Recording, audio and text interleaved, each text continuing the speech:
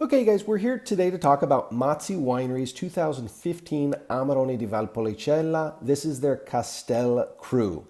Again, the Valpolicella is located in Italy's Veneto region, just north of Verona. Always think Shakespeare's Romeo and Juliet.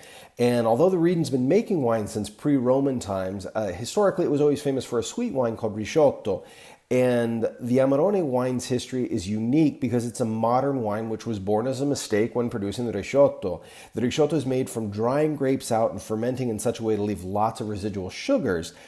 But one year just before World War II, a winemaker accidentally neglected a barrel of Risciotto, allowing it to ferment into a dry wine, and thus Amarone was born. So it's a dry wine, but it's made from a sweeter grape must, so real concentrated, and it has some real strict rules as a DOCG. Again, the grapes must be Corvina, Corvinone, and Rondinella are the three principal grapes. There's a couple of others that are allowed, but the grapes are dried generally for about 120 days on these plastic or straw racks, sometimes with fans going.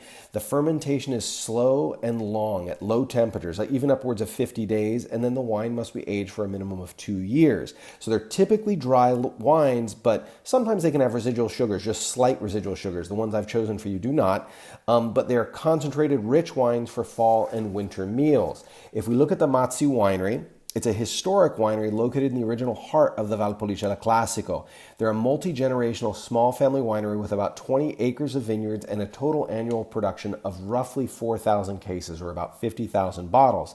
Historically, for centuries, the family ran grain mills in the area, but in the 1890s, they switched from wheat and grain to grapes and wine. So the winery complex is kind of cool. It's both historic and modern. They've integrated this 400-year-old mill with some of the modern structures right in the core of the original Valpolicella's region. Without further ado, let's get into the tasting.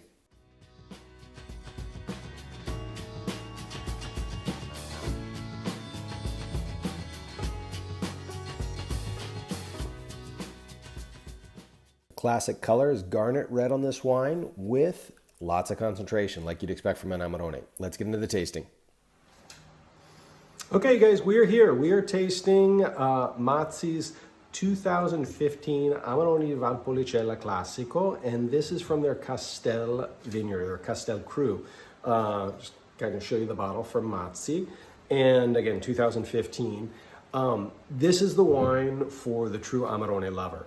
This wine is the biggest of the wines, the most intense. It has the sweetest bouquet of all the wines that I tasted when I was up there. It's big and it's complex, but it's also modern. And let's jump into this. And in some ways, all Amarone are modern, but we'll jump into this one right away and kind of talk about it. So lots and lots of aromas in here. Most of them are bigger. You've got bright fruit. You've got lots of sweet spice. There's this vanilla, almost a touch of cocoa in there. Coconut, more cocoa. Cocoa butter rather.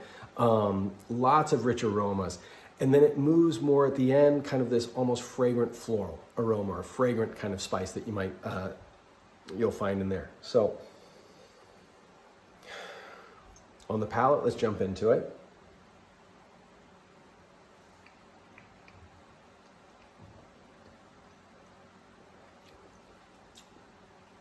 Still dry. What I like about this wine, as much as it comes across as sweety, and fruity right at the beginning, especially on the nose, on the palate, it's still dry. It still has a little bit of tannin, not a lot because again, it's an Amarone, but a nice freshness to it as well. So this wine is not over the top in any way, shape, or form. It's not too sweet. It's not sweet at all, I should say. But in any case, it plays a little bit of a trick with you because it comes across as so fruity and almost sweet on the nose, but then it's real dry on the palate. This is a big wine, big, round, soft, but again, like I said, it's balanced out with this nice acidity and these nice tannins that it has.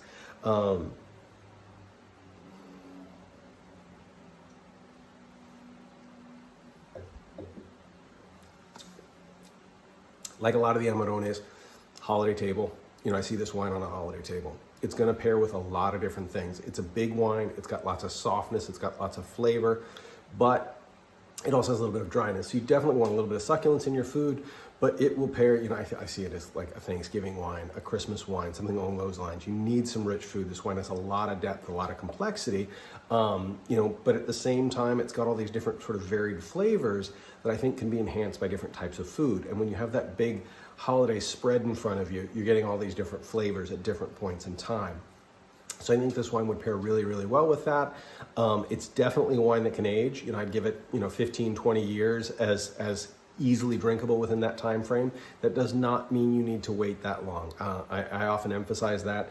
It's delicious today. It's ready to go today. If you want to wait, some more flavors will come out. Some of that sweet spice right at the very beginning that you get will go away, which is okay. Some of that stuff is coming directly from the oak barrels that it's aged in. So that will mellow out with just a little bit of time. And actually, if you leave the bottle open a couple hours, that will mellow out just a little bit. And then you get the true aromas of the wine. But a beautiful, beautiful Amarone, and hope you guys enjoy it as much as I do. So cheers.